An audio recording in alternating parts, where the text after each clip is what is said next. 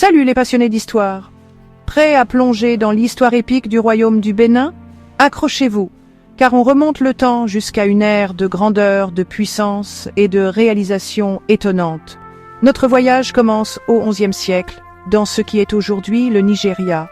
Le royaume du Bénin, connu pour sa société sophistiquée et avancée, était un centre de culture, d'art et de puissance militaire. Imaginez des palais magnifiques, des marchés animés et un réseau complexe de douves et de murailles qui protégeaient le royaume des envahisseurs. Mais ce qui distinguait vraiment le Bénin, c'était son art incomparable. Les bronzes du Bénin, une collection de plaques et de sculptures, étaient un des chefs-d'œuvre qui témoignaient de l'habileté exceptionnelle des artisans béninois. Fabriquées en laiton et en bronze, ces pièces représentaient tout, des cérémonies royales à la vie quotidienne, nous offrant un aperçu du monde vibrant du peuple béninois. Parlons maintenant de Loba, ou roi du Bénin. Loba n'était pas seulement un dirigeant, mais une figure divine, considéré comme un descendant des dieux.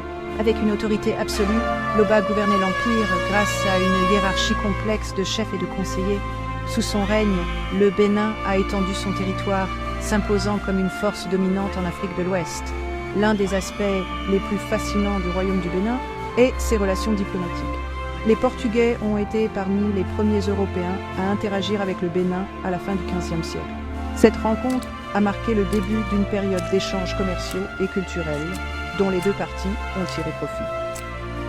Le Bénin exportait de l'ivoire, du poivre et d'autres marchandises, tandis que les Portugais introduisaient de nouvelles technologies et armes.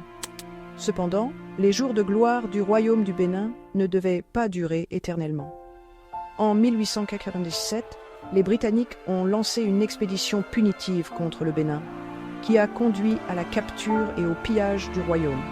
Les trésors du Bénin, y compris les bronzes inestimables, ont été volés et dispersés à travers l'Europe. Malgré cet événement tragique, l'héritage du royaume du Bénin perdure, nous rappelant une époque où il était un symbole de culture et de puissance. Voilà donc en résumé l'histoire épique du royaume du Bénin, de son art majestueux à ses puissants dirigeants.